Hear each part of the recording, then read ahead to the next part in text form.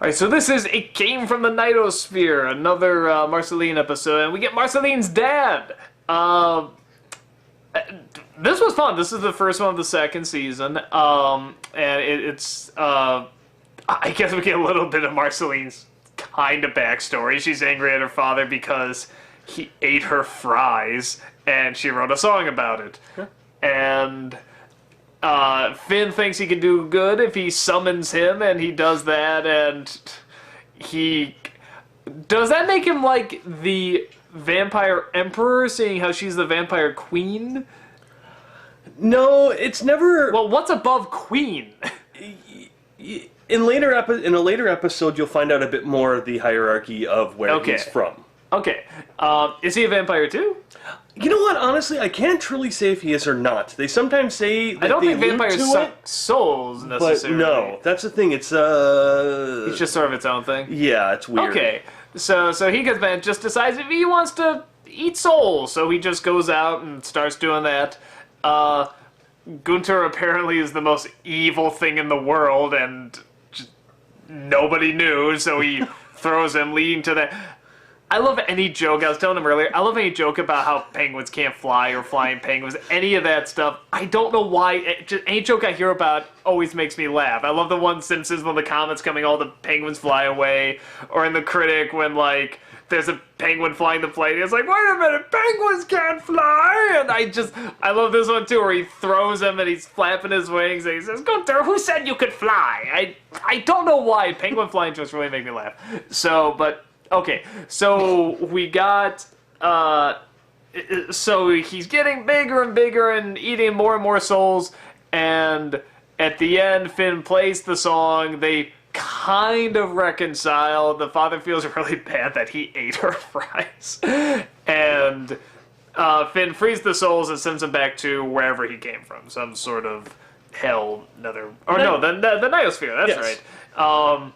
I want to know what the Nightosphere is now. Now I'm like really curious. Okay, that sounds like fun. You just have to remember bananas. When it comes to the Nightosphere, just remember bananas.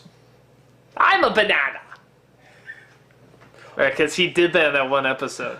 You know, that just totally puts that scene in a totally different perspective now. Does it really? Mm-hmm.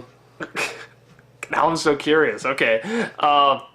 I'm definitely not reading the comments on this one. Everyone's gonna be, oh, you mean like the scene where, and just everyone's gonna go. So, but yeah, a lot of things stay on this one. Again, it's mostly at night, so I really like the night colors in this. Mm-hmm. I find anytime they do night colors, which is funny. Usually, you know, everything is so bright and colorful. You think during the daytime, you know, whatever the pinks and yellows and all the various colors that would stand out the most, but really, it's whenever they do the nighttime stuff, they just pick these really nice kind of like neon turquoise colors and stuff, and then against the dark blue, and they really pop. I really liked the one where they're in the red, oh my god, like canyon where he's crushing the ants. I really loved that color of red. It was just especially against the blue. Yeah, it looked really cool. And I love the design of him when he shows, I guess, his true form. Every time I saw it, it cracked me up. I mean, it's just, when it's trying to look scary or it's trying to talk serious, it just that side where you know, that sideways vagina mouth, whatever, it just really made me laugh. Like a fortune cookie. Yes, exactly, like a fortune cookie. Or pinatas. Yeah, we're not going back to that. But it looked like something out of the wall. It looked like the judge at the end of the wall. You know, the evidence before the court. You know, it looked like that. But he had a normal voice coming out, which I thought was really funny. And it's just funny how it's so strange because when you hear them talking so seriously about, you know, sort of their torn relationship, but it's just over stinking fries. It's like, you're still in it. You're still like, oh, I hope they, you know, turn out okay and everything. Like, they do seem to have this connection, like, when he plays the song and everything. But it's, I guess in a sense, it doesn't really matter what they're arguing about. Maybe that's kind of the joke or kind of the drama of it. I don't know. But you just know they had this falling out and they don't really want to be that separate. I mean, they'll be angry at each other, but they don't want to be that separate. Mm-hmm. And I think by just making it over something that clearly doesn't matter, but unless they go into, like, in the future episodes, like, maybe the fries were, either the fries were a metaphor or, like, the fries were actually, like, her brothers and sisters or something. I don't know, or like her best friends. But No, they're just fries. I mean, it's And you will see. okay. So, do they go more into like the whole fry thing? Kind of, yeah. I'm really curious because, like I said, even if they never did, it's just sort of like bizarrely the drama in it is like so kind of engaging. So I was just like, yeah, well, I hope things. I just want them to like be okay. I don't care what the fries are, but it's like I want them to be okay through it. So it surprisingly really works, even though it's about something so silly and stupid.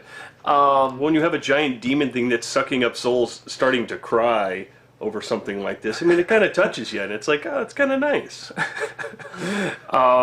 And I'm trying to think of what the only other thing I can think of is when he first comes out, that they make the whole room go red because I guess of the portal, whatever. And there's like a sound effect going. I don't know if it's just screaming or like some sort of uncomfortable sound effect, but just while he's sitting there, just talking normally, but that sound effect is going, there is sort of like this uncomfortable feeling, and I was saying to myself, like, he's legitimately intimidating right now. I was trying to think what it was. I think it is that sound and those colors, and he's just so calm with these horrible sounds going on behind him, while, of course, Finn's terrified, and Marceline, I guess, is more annoyed, but, so... Well, what about the song? With Finn, breaking down, having the beat and everything. That was good. I loved him getting more, he's doing the beat, it just slowly just... I loved him getting bumped. I love, because the whole time I was saying, what is this like the first episode without Jake? And at the end, it just makes a great joke. And it's such a good joke because it turns out he's in his pocket the whole time, and the pocket throughout the whole episode looks a little different. It looks a little weird. It's just a couple of other lines on there, and that's it. So you're not actually going to verbalize what's up with his pocket, but you just notice it enough. And then when she brings it up at the end, it's just that, oh yeah, Jake's in here. It's just obvious, like, they couldn't think of where to put him in the episode, so it's just like, oh yeah, Jake's here too. Like, just to say that he made it in every episode or whatever, so, Well, actually, for me, I almost took it as they almost showed that they can write an episode focusing around Finn and or Marceline without having to have Jake there as, like, his comedic companion or the one to get him out of every situation. It felt more like, no, this is just a Finn episode. Finn doesn't need Jake all the time. He doesn't always need to be there. Because the entire time he's obviously in his pocket, and he never hops out to help, and Finn never asks for help. So I think it was kind of no, Finn can handle himself. This is a Finn episode. Yeah, it is funny, because it does get, like, it gets pretty extreme. I mean, it's like sucking out all the souls. It's like, he's, like, all this guy has to do is that, and Finn's gone. I mean, so... Yeah, it is kind of interesting. He never, like, actually says, Finn, help! But whatever it is, it's really funny. Oh, yeah. And then just a happen turn fart in his face, which I'm actually a fan of fart humor, but that was pretty funny. Yeah, just that there's no other saying, there's no lead-up, just a... So, no, I thought it was good. I thought it was a really good episode. How about you? No, this is actually one of my favorites, especially because of the Gunter scene. I've always been a fan of him and everything, and just...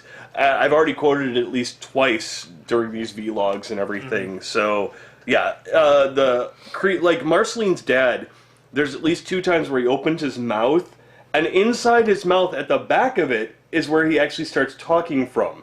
You see his face form in the back, and he's talking in the back of his own throat. Is that what the thing he turns into is in the back? Is that what I saw? It's first off when he's looking at Finn and he's like, I'm going to suck your soul, and... in his back of his throat is this little, like, face that's going, yes, I'm like, very interesting design. I mean, initially, I never thought about the show from, like, the design aspect. I was always like, oh, this is pretty neat. But every time you say it, it's like, yeah, you're right. The designs are so good. Yeah, and it takes so much creativity and such abstract thinking to come up with these ideas, to come up with these looks. So, yeah, and it's funny because when it started out, I wasn't a fan of the designs that much. Like I said, the dotted eyes, I couldn't get that into, and, everything else just what...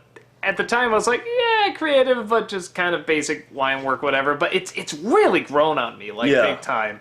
And now, especially with what they do with the eyes, that they can make them bigger, smaller, give them pupils or whatever, they have so much fun with it. I really like it. I actually really like the design work in this show. Yeah. Sticking with it. So just get used to the singing. More songs are to come. Okay. Is there more auto-tuning or whatever that? Every once in a while there is some whenever auto-tuning. Finn does that, that kills me. I don't know why, it just really makes it, because it's so spontaneous and out of nowhere.